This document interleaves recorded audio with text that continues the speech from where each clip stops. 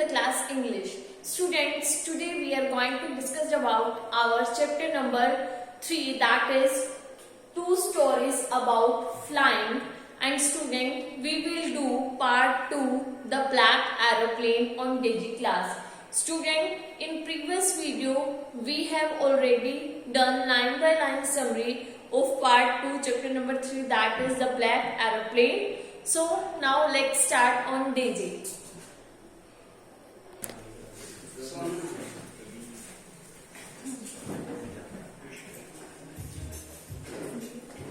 Frederick Forsyth's black aeroplane revolves around a pilot lost in storm clouds and his attempt to arrive safely. It is written as a first-person account. Let's now look at the biographical sketch of Frederick Forsyth, a well-known English author and political commentator who was born in Kent in 1938. He joined Royal Air Force when he was 19 and after 4 years turned to journalism. Frederick Forsyth हैं जिन्होंने ये story right करी है. Clear? ये जो है English author भी है और पॉलिटिकल कमेंटेटर भी हैं और इनका बोर्न हुआ था कैंट इंग्लैंड में. ठीक है. After 4 years with royal air force, ये इन्होंने 19 इयर्स के थे जब इन्होंने एयर फोर्स को ज्वाइन कर लिया था और 4 इयर्स के बाद टर्न टू जर्नलिस्ट. वो किस में टर्न हो गए थे? जर्नलिज्म में. उसके बाद ये जो है जर्नलिज्म में ज्वाइन कर लिया था इन्होंने. He had an illustrious journalistic career working with reputed media houses like Reuters and BBC. Considered one of the world's leading thriller writers, his novels include The Day of the Jackal, The Cobra, The Devil's Alternative, The Dogs of War, and The Kill List. उसके बाद उन्होंने जो है उस time पे बहुत अच्छी, जैसे आज के टाइम पे है ना आज तक है ये जो न्यूज चैनल है, ऐसे ही उस टाइम पे जो है मीडिया हाउसेस बहुत फेमस हुआ करते थे, बहुत रेप्यूटेड हुआ करते थे. वो थे रिटर्स और बीबीसी. क्लियर? और one of the world's leading thriller writers बने थे वो. और ये उनके जो है नॉवेल्स हैं जो उन्होंने राइट करे हैं. The Day of the Jackal, The Cobra, The Devil's Alternative, The Dogs of War, The Kill List. ये इनके नॉवेल्स हैं. पढ़ने का मन करे तो पढ़ लेना. कौन से पढ़े मैम? मिल जाते हैं बाजार में भी. नहीं, The setting is the airspace between Paris and London, where all the action takes place. The narrator in the story is the central character. The other important character is the pilot of the black aeroplane. The woman in the control room of the airport where the narrator landed is a minor character. Narrator कौन होता है story में? जो story बता रहा होता है, बोलने वाला नरेटर भी बोलते हैं उसे. Author, writer. क्लियर? नरेटर होता है जो स्टोरी बता रहा है. और प्राइमरी कैरेक्टर कौन होता है? जिसके आसपास पूरी स्टोरी घूमती है. तो इसमें जो है पूरी स्टोरी किसके आसपास घूम रही है? The pilot of the black aeroplane के पायलट के आसपास. ठीक है. और ये माइनर कैरेक्टर है the woman in the control room, जिनके बारे में थोड़ा बहुत स्टोरी में आपको बताया जाता है. The story is about a pilot's flight from Paris to homeland, England. The pilot narrates how he risked storm clouds, but he landed safely with help from a strange black aeroplane. और ये जो है is about a pilot's flight from Paris to homeland. ये pilots की का flight है जो कहाँ से जा रहा था? जो पेरिस से होमलैंड, उसके इंग्लैंड जा रहा था. ठीक है. जहाँ पर उसका होम था. वो अपने घर वालों से मिलना चाहता था, उनके साथ बैठ करके अच्छे से टाइम स्पेंड करना चाहता था. Narrates how he risked storm cloud. और इसमें ये बताया कि कैसे उसने जो है इतने स्टॉर्म क्लाउड्स होते हैं ना, तूफानी बादल. ठीक है. कैसे वहां से उसने रिस्क लेकर के अपने एयरप्लेन को निकाला. Says how he landed safely. और उसमें ये भी बताया गया कि कैसे उसने अपने एयरप्लेन को सेफली लैंड करा with the help from a strange black aeroplane. और उसकी हेल्प किसने करी थी? एक अजनबी सा कोई ब्लैक एरोप्लेन आ गया था जिसकी उसने हेल्प करी थी और जिसका पता भी नहीं लग पाया कि वो एरोप्लेन कौन सा था या फिर किसने भेजा था. Here is what you learn from this story.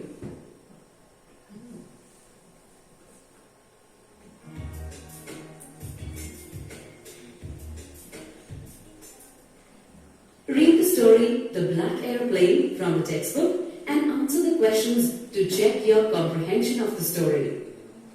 Which we have already read, जिसको हम already पढ़ चुके हैं. अब answer the questions.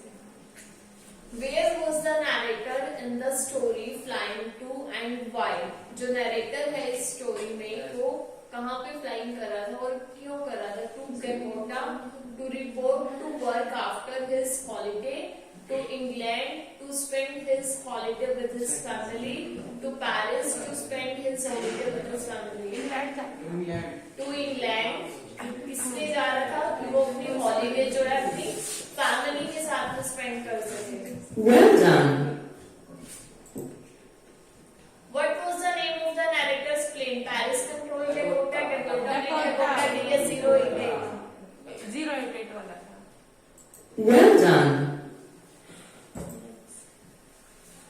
When the narrator was told to turn 12 degrees west, he was not worried. Which of his actions indicate that he was not worried? अब वो कह रहे कि जब नैरेटर को बोला गया था कि तुम अपने प्लेन को जो है 12 डिग्री वेस्ट की तरफ मोड़ लो, मतलब वो बिल्कुल भी वरिड नहीं हुआ था. वो कौन से एक्शंस आपको इंडिकेट करते हैं इनमें से कि वो बिल्कुल भी वरिड नहीं हुआ था? He switched over to his last fuel tank and followed the instruction. He checked the map and the compass to analyze the instruction. He checked with the control one more time before switching over his last fuel tank. He was excited about reaching home in time for a big English breakfast.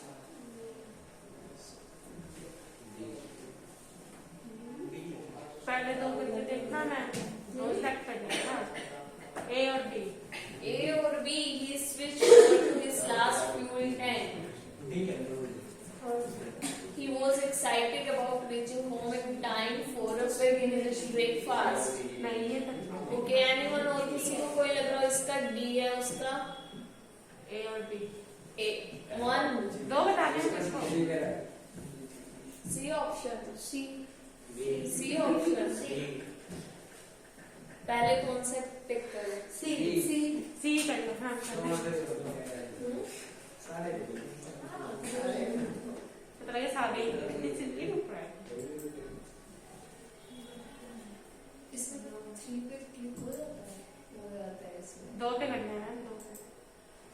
Select two best option answer the question. बताओ किस पे करूं? पहले दो पे certificate कर दूंगा पहले. BC पे कर. B और C पे कर दो. हाँ BC पे कर. इसमें ये दोनों करे थे. पहला भी और दूसरा भी. यही दो लगाओ. यही दो. That's incorrect. और A और B पे देखा कौन सा. रीसेट कर दो.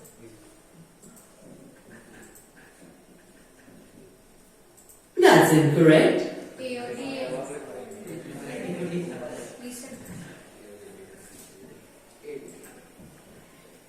Well done. He switched over to his last fuel tank and followed the instruction. He was excited about. एक तो उसने अपना उसके टैंक में इतना ही फ्यूल रह गया था, थोड़ा सा ही रह गया था जब उसने चेक करा था और फिर उसने इंस्ट्रक्शंस को फॉलो करा. ठीक है. और वो बहुत ज्यादा एक्साइटेड था कहाँ पर? अपने घर जाकर के अपना अच्छा सा इंग्लिश ब्रेकफास्ट करने के लिए.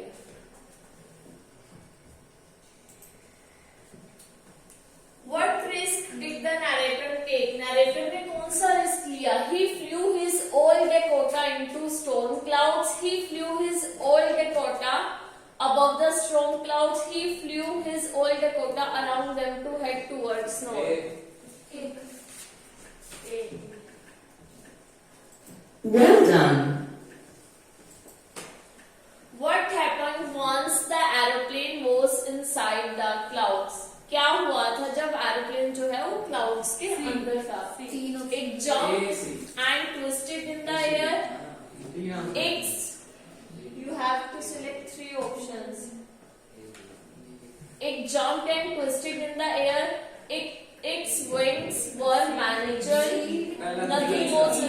outside. पहला तीसरा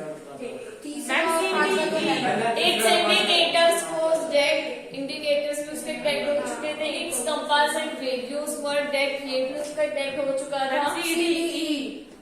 CDE. Nothing was visible पहला तीसरा outside. और पांचवा It jumped and twisted in the air. नहीं, उसको वो एरोप्लेन तो दिख ही रहा था। एक घंटा में That's incorrect. उसके इंडिकेटर डेड हो तो गया था। नक्की वाला घंटा में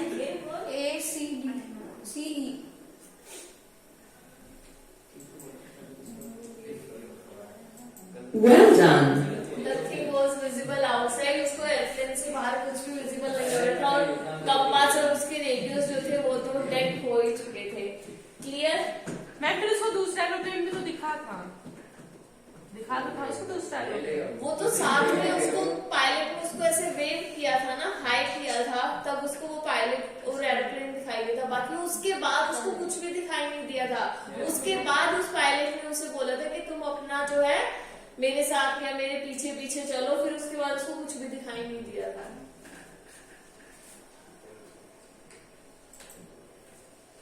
Who came to his rescue when he was stuck in the storm clouds? A rescue team sent by Paris control room pilot flying the black aeroplane close to his own sense of direction and experience. B. Well done. ऊपर क्या rescue team आएगी? हवा में rescue team थोड़ी आएगी. Paris control room क्या भेजेगा? वही हवा में जाओ, रेस्क्यू टीम जाओ और उस एरोप्लेन को बचा के लेके आओ.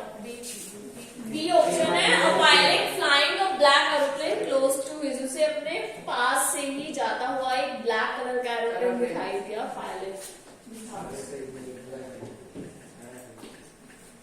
What was strange about the black aeroplane? के बारे में क्या चीज है वो बहुत ज्यादा strange थी.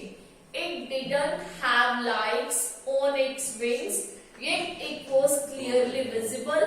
You have to select any two options. It had managed to follow the old Dakota aeroplane into the storm clouds. It was a model that the narrator had never seen in his life. Its pilot knew a way out of storm clouds. ए और सी करना है। Let's see. That's incorrect. ए और सी लग रहा है।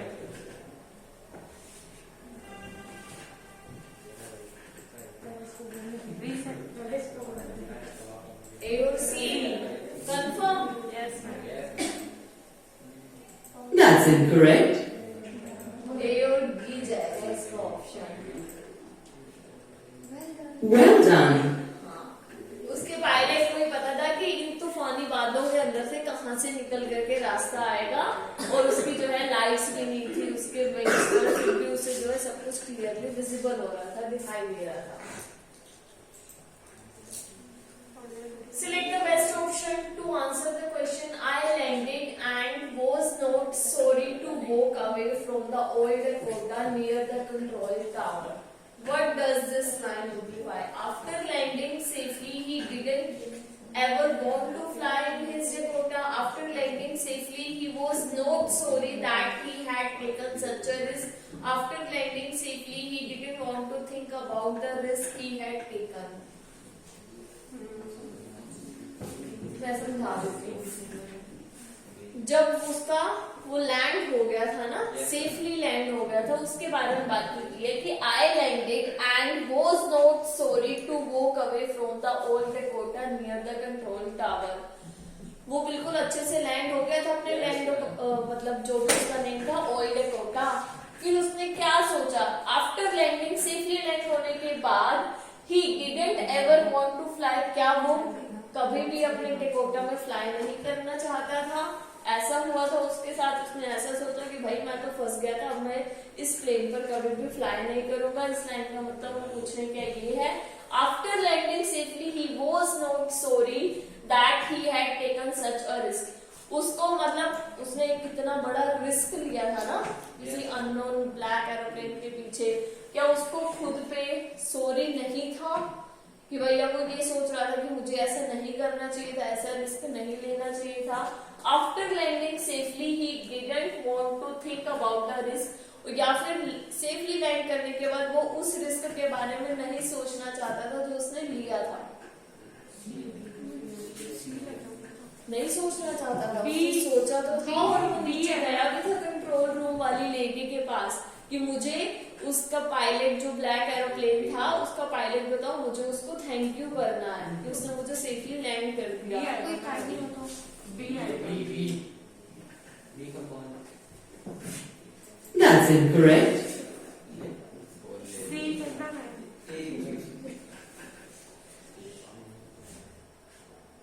Well done. After landing safely, after landing safely, he didn't want to think about the risk he had taken. वो risk के बारे में नहीं सोचना चाहता था जो उसने लिया, वो सिर्फ उसको थैंक यू बोलना चाहता था कि भाई तूने मेरी हेल्प करके मुझे सेफली लैंड कर दिया। उसको इस बात का कुछ वो नहीं था कि हाँ मैंने रिस्क लिया और ये सब हुआ।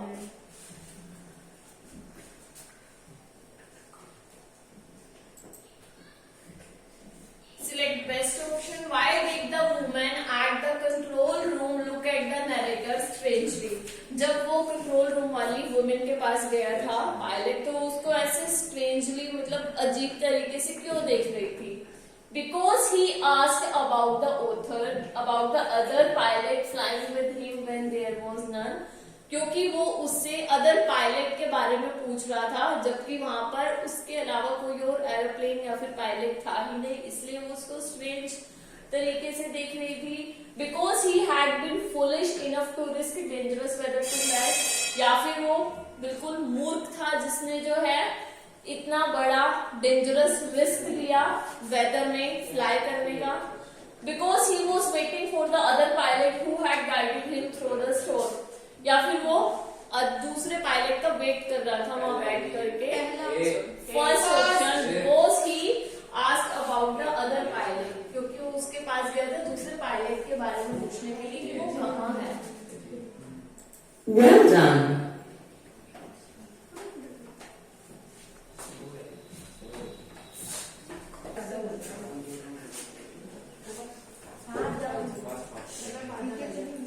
Two options you have to select. Identify the sentences in which the word black means absence of light. आपको इन sentences को आइडेंटिफाई करना, पहचानना है जिनमें वर्ड ब्लैक का मतलब है absence of light, लाइट की absence. In the black clouds near me I saw another aeroplane. They looked like black mountains. The strange black aeroplane was there.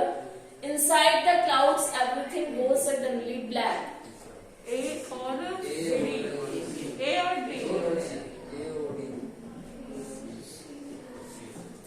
Confirm बोलो। ए और डी। ए और सी या ए और डी? डी है। ए और डी। ए और D. ए और डी। कंफर्म। ए को कहेंगे।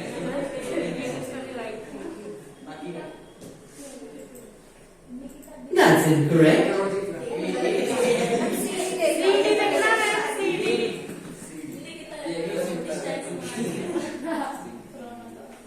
That's incorrect. Ma'am C D. Well done. Strange black aeroplane वहां पे था और inside the clouds everything was suddenly black. Obviously black track से clouds के अंदर जाओगे तो कुछ black ही हो जाएगा। Guess the meaning of each of these phrasal verbs formed using the word fly. Click each phrase to know its meaning. Fly into a rage का मतलब होता है become suddenly angry, एकदम से angry हो जाना। ये phrases होती हैं। Example, when she saw people little public places, she flew into a rage. Fly into a rage का मतलब होता है become suddenly angry, मतलब एक अचानक से तुमने देखा होगा ना किसी को गुस्सा आ जाता है, यस मैम। ठीक है, तो अचानक से किसी को गुस्सा आ जाए तो ये फ्रेज यूज कर देना, फ्लाई इनटू अ रेज। ठीक है, अचानक से गुस्सा आ जाना। फ्लाई हाई का मतलब होता है बी सक्सेसफुल, सक्सेसफुल हो जाना, अपनी ऊंचाइयों पर छू जाना। Example he is flying high with 3 tournament wins. Fly alone, अब बेचारे ने जिसका भी एग्जाम्पल दे देगा, उसने 3 टूर्नामेंट जीत लिए तो ऑब्वियसली वो ऊंचा तो उड़ेगा। मैं तेरी ज्यादा ही फ्लाई अलोन, फ्लाई अलोन का मतलब होता है मूव क्विकली और सडनली, मतलब अचानक से या फिर क्विकली मूव कर जाना, जल्दी से मूव कर जाना। The birds flew along at dusk. Fly the coop, escape from a place, किसी जगह से भाग जाना, बच के निकल जाना। Escape from a place. Fly the coop. Example the thieves flew the coop when they heard a car in the driveway of the bungalow.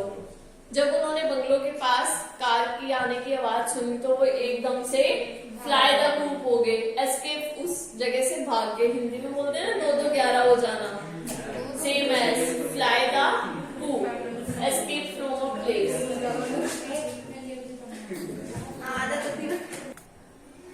So that's it for today's video students. I hope आपको the black aeroplane DG class पर अच्छे से समझ में आया होगा and इसके question answer भी जो हमने देखे हैं आपको अच्छे से क्लियर हो गए होंगे।